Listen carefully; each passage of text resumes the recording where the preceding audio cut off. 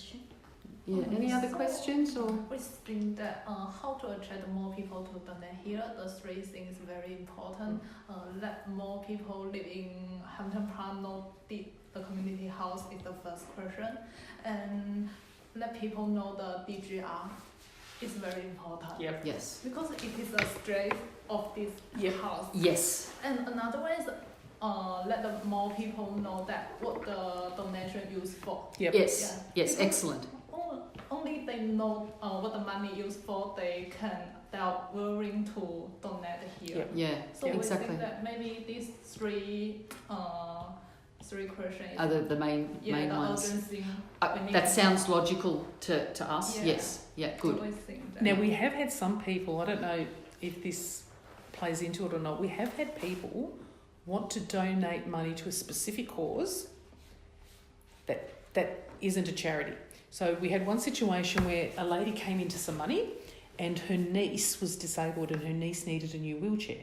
So she wanted to buy her a wheelchair, but she donated the money to us with a stipulation: I want this money to buy a wheelchair for a person, right? So she put that which means we could only use it for that. But by donating the money to us, she claimed it back on her tax, and then we bought the wheelchair for her niece.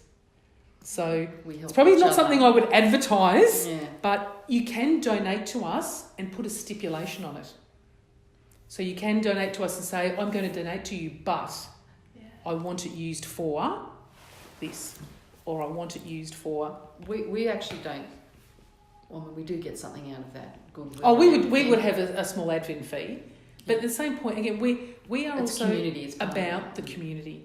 So say, for instance, but yeah, you know, you came from a very wealthy family and you go, you know what, I know there's a lot of Chinese people in this community and I think there should be a tutor that comes and works with young Chinese children who don't speak Chinese enough at home, and I want them to learn their language, right? Yes. So you might say, I'm going to donate $20,000 to the house, but I want it used for a tutor program to teach Chinese to Chinese immigrant children, if you know what I mean, where maybe they don't speak Chinese well enough. Do you know what I mean? So, you know, when I was a kid, I got sent to Italian school because my dad's Italian.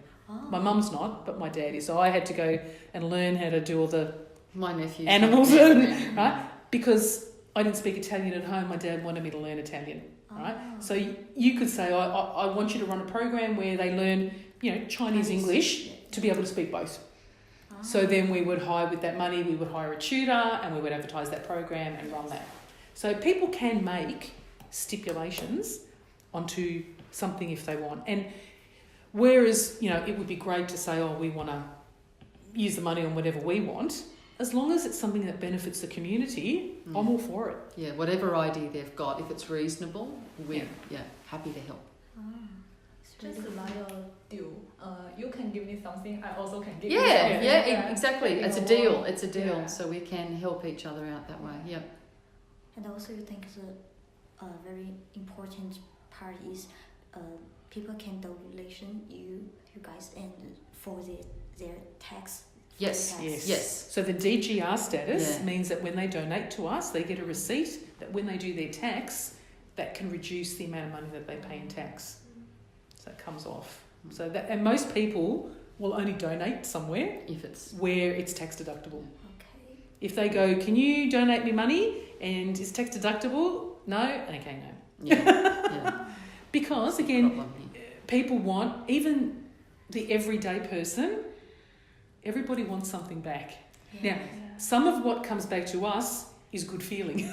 You know, we do what we do because we love the community. I don't do what I do for my paycheck. Paycheck's good. I will take the paycheck. I won't say no to the paycheck. But I could be a trainer for Telstra and earn $2,500 a week. Why don't I do it? Why don't I do it? No, why don't I do it? Because I love my community. I live across the road.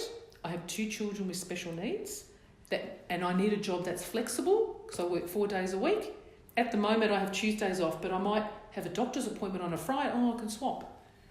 There's flexibility in this job to help support my family. in the community. Do you know what I mean? When I first came here, I came here to put my children in childcare.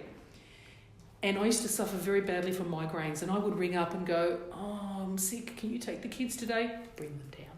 Yeah. So they helped me when my children were very little. I've got a husband, which is good too. But, he went to work. So they helped me. So then I started volunteering here. Yeah. And then I was on the board. I was on the board for 9 years on the board. And then a job came up to do accounts. So they said, "Tanya, do you want to do that?" Okay, I did that. Then they said, "Oh, do you want to do this other job?" Okay.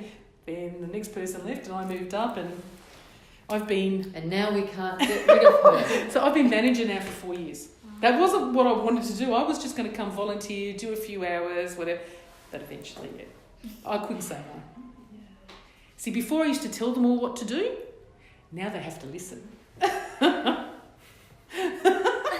We have a very good team here. Very good team of people. All handpicked by me. Okay. Any other questions? Maybe according to the process, we need you to provide some data or Yeah. example. Maybe we can send email to it. Absolutely. So that was going to be my next question. I'm happy for you to come and visit, but I suspect that it's a bit of because the other group were mainly lived around Caulfield, and are you the same sort of thing? You live over that way. So coming here is a problem. trip. So there's a couple of things we can do. We can have face-to-face meetings if you want. Email is probably easier, but we can also do video conferencing. Okay, so there is a platform called Zoom, ZOOM. It's free. If you Google it, you can download the program and you put it on. So it's like an application? Yeah, you can do it on your phone. You can do it on the. It's a free, and what it is we can set up a meeting. So you can be in your house, you can be in your house, you can all be together. As long as you've got a camera. Yeah. It's video. You can turn the camera off. Yeah. I used to have meetings to turn the camera off, so I could. No, that's right. So we can, and it's sound, and you can see each other. So it's like this, and also you can record it. So say, for instance, we set up a video conference, and for some reason you can't make it that day. We can record it, and you have the link, and you can go back and watch it later. So no excuse that you don't know what happened. That's what I like about the video conferencing, that with the recording, you can go back again and look at it. Whereas we'll have a conversation now, and we will write notes, and then later on, what did you say again? There was a really good point I done. Yeah, you're recording. But do you know what I mean? So that's the video conferencing is very good for that, and it might also, I'm not sure what you have to provide for evidence but you can maybe use the recordings as evidence for your project. So whatever works for you, we can be flexible to fit in. Watch again and again if we feel confused. Well, that's right, because you will. There's probably lots of questions, and you'll go away today thinking, I don't know what we're going to do. Let us know, and we'll. You will find once you've gone away, you'll go, I should have asked that. So please ask as many questions as you want. We're here to help. Because what I love about this process is I'm getting everything I want, and you're getting everything you want. You're getting what you need to pass your course, and I'm getting very important work done. So the value add to my business is amazing for stuff I've wanted to do for a long time, but I've not had the time. And because you're master's students, bachelor, Masters. because you're master's students, I expect a high standard. Not, but we've done stuff like this before with diploma students, and they've needed a lot of help. I'm not saying we won't help you, right? We will give you as much help as you need, but I expect that by the time you're at masters, you've learnt about analytical thinking and about, working on your own and being self-sufficient, and you will ask the questions that you need to ask, but it won't be like, Tanya, can you come and help me do this? Tanya, I can't do this. Do you know what I mean? And you also have your tutors at school as well. And there's 5 very smart people. So you can... Whereas... we were talking about it. Whereas working in together. The diploma students we've had before have been single students. And so that's having the group job. and being able to exchange ideas and stuff like that, it makes it better. Yes, we can help each other. That's Absolutely. it. That's it. Absolutely. And So- I'm wondering that how many children in that after school care? Today, It can vary, but today one of the schools had a curriculum day. Yeah, So- so they were all here all day. P12. We do 5 schools that we look after. So One of the schools had a curriculum 42, day. I think it was 42. today. Yeah. I think it was 40. Am I getting I that? can't No. remember. Yeah, that was yesterday. Because we've got a cook Yeah. that comes in to prepare afternoon tea, and I remember there were 40. She was counting 42 pieces of cheese toast. So yeah. So, but it can vary. varies. It can We- vary, but you know. We don't have only permanent placements. We also have casual. So from day to day, it can change. And that's just out of school hours. So with our childcare, we can have 6, or we can have 12. It really does All depend. right, so this might help you. And the maximum we're allowed to have is 59 children. That's At the any one maximum we're time. allowed to have for after school care before that program. And the one with the young children, what we call occasional care, the maximum we're allowed to have between them and pre-kinder is 31. But we don't usually get those And when we have the numbers. AMEP people here, we could have the ladies 60 learning to 80 students students, a day, adults, Adults.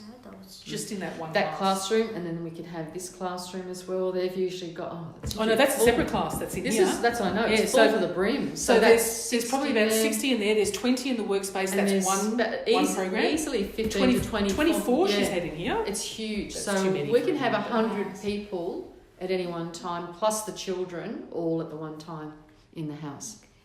That's why my office is in the back. It's It noise. gets very noisy. Lots of children. And what they do during this time? The children, Yeah.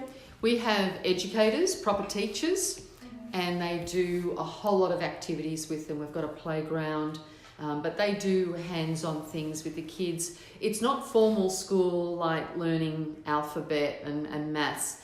That's incidental, but they do educational activities with the children all day. So they have to write a program every week. And they write have a to program. take pictures of what they're doing, put it in books for the parents, and if we get the government out auditing, they've got to be able to show this is what we did on Monday for this group, this is what we did on Tuesday for that group, this is what we did, everything It looks is like documented. they're just all playing, but in the background, they work with a framework called the Early Learning Framework. And in the framework, there are 7 or 8 principles. So every activity many they do regulations. has to be able to be mapped back to the principles. So Yeah. principle 1 might be, I don't, because I'm not an educator, it could be something like the learning must be two-way, say for instance. So for instance, when they do an activity, they have to be able to say, well, if the child doesn't want to do the activity, what do they want to do? And adapting the... So they have to look at each of the principles and map back, not just to one, but to all of them. So there's a lot of And a paperwork lot that of the goes on time, in the back. It looks like they're just playing games. and it's particularly hard, we get the students with the ladies that come in and leave, the refugees and migrants, their children can't speak English, so it's very hard for those little people to walk into a room, not understand a word that's going, you'd be very comfortable with that, and then work out. So our teachers are trying, so it's all about a lot of body language and facial expressions and hugs and love and all of those sorts of things to get them comfortable before, because you can't learn anything if you're unhappy. And so the kids do get distressed sometimes. So the staff are fantastic at working with the littlies, with the little children, to make them happy so that they want to learn. We have more problems with the parents Yeah. than the kids in there, because they keep going back to check on the children. The children see them and they start to cry, and they go, Yeah. oh, but my child's crying. Mommy! Yeah, that's Yeah. because he just saw you. Go away. We say it nicely, Yeah. but because that culture, It doesn't again, help. the child is with mum all the time. So when they're separated, they become very anxious and upset, and it takes a little while for the children to realise, oh, but they come back. Yeah. And once their English gets a Yeah. little bit stronger, they understand a bit more about what's happening, so that, again, they can settle down with that. But it's just all part of the process. And they learn really quickly at that age from other children, so that works out really well. I've seen kids, there was a little kid once, it started, he was 2 and a half, and his mum dropped him off for the first time, and we take the mums out and give them a tissue box and a cup of tea. The parents are more upset. Oh, my child, you're fine, right? So she came back in the afternoon and she opened up the door and her son went, "Oh, you came back!" And she goes, "Of course but They don't know that mummy's going to come Mum's back. gone. Yeah. Never been And gone we're going, before. oh, don't worry about So it. it takes them a little while, Yeah. but sometimes we have to hold the parents' hands Yeah. and comfort the parent Yeah. more than the child. So it's it happens a lot.